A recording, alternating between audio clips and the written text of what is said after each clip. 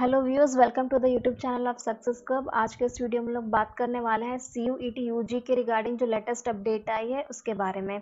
तो ये जो लेटेस्ट अपडेट आई है वो 22 जून आई है, जिसमें उन्होंने बात करी है डेट ऑफ करेक्शन की, reopening of the application forms and date of the CUET examination.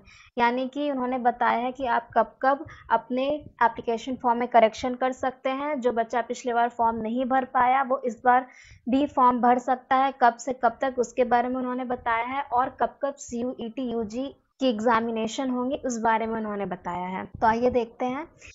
उन्होंने अपने पब्लिक नोटिस में ये भी लिखा है कि the national testing agency will be conducting common university entrance test UG 2022 at different centers located in 554 cities across India and 13 cities outside India। यानी कि उन्होंने इंडिया में टोटल 554 सेंटर्स बनाए हैं और 13 सेंटर्स आउट ऑफ इंडिया हैं। इसके अलावा उन्होंने ये भी बताया है कि अब तक यूजी कोर्स के लिए टोटल 9,50,804 कैंडिडेट ने रजिस्टर कर दिया है, और उन्होंने यूजी एग्ज़ाम्स यानी कि CUET यूजी एग्ज़ाम जो होने वाला है उसके लिए उन्होंने डेट्स को डिसाइड किया है 15th, 16th, 19th and 20th of July. उसके अलावा और भी डेट्स हैं 4th, 5th, 6th, 7th, 8th and 10th of अगस्त।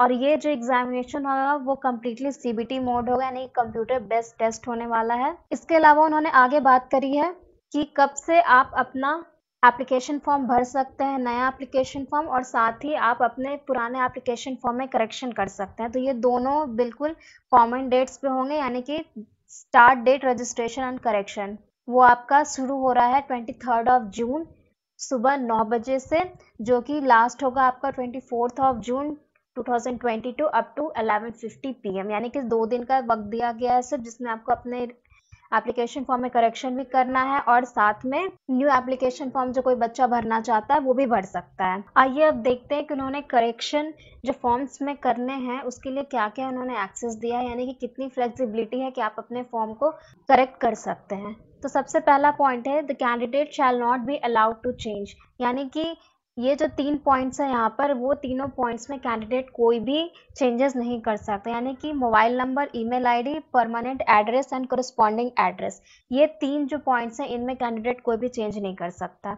इसके अलावा candidate shall be allowed to change any one of the fields. यानी कि यहाँ पे जो 5 पॉइंट्स दिए हैं इनमें से कोई एक फील्ड को, यानी कि किसी एक पॉइंट में आप चेंजेस कर सकते हैं, किसी भी एक, जिसमें आपके पास ऑप्शन है candidate name, father's name, mother's name, photograph जो आपने अपलोड करी होगी और सिग्नेचर जो आपने अपलोड करी होगी।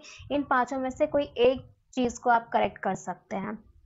इसके अलावा candidate shall be allowed to change all the fields. यानी कि क्लास 10th और क्लास 12 के रिगार्डिंग आपने जो भी डिटेल्स अपलोड की हैं उसमें अगर आप चेंजेस करना चाहते हैं तो आप दोनों में ही चेंजेस कर सकते हैं, दोनों में आपको चेंजेस करने के लिए अलाउड है।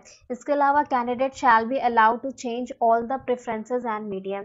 एग्जामिनेशन सेंटर आप चेंज कर सकते हैं अपना ऑल 4, जितने भी ऑप्शंस आपने दिए उनमें ऑल, मतलब कि जितने भी 4 प्रेफरेंस आपने दिए हैं वो चारों आप अपने हिसाब से चेंज कर सकते हैं इस पीरियड में 2 दिन में, और आप अपना मीडियम भी चेंज कर सकते हैं पेपर का। Next, candidate shall be allowed to change all the fields. यानी कि आप अपना डेट ऑफ बर्थ चेंज कर सकते हैं, जेंडर चेंज कर सकते हैं, कैटेगरी चेंज कर सकते हैं। उसके बाद PWBD यानी कि जो डिसेबिलिटी के रिगार्डिंग जो कॉलम है उसमें आप चेंजेस कर सकते हैं। इसके अलावा उन्होंने एक चीज और कही है, if there is an impact on the fee then the additional fee will be charged as applicable. यानी कि उनको अगर लगता है कि आपने जो भी चेंजेस किए हैं उसके अकॉर्डिंग फीस पे कोई इम्पैक्ट पड़ रहा है, यानी कि एडिशनल फी इम्पोज करने की ज़रूरत है, तो फिर वो चार्ज एप्लीकेबल होगा। और उसके बाद उन्होंने कहा है कि correction in this field will be applicable only after payment of an additional fee if any. अगर वो एडिशनल फी इम्पोज किया जाता है तो जब तक आप वो फीस पेमेंट नहीं करेंगे आपका करेक्शन अप्लाई नहीं होगा, यानी कि वो करेक्शन सर्वर पे नहीं होगा।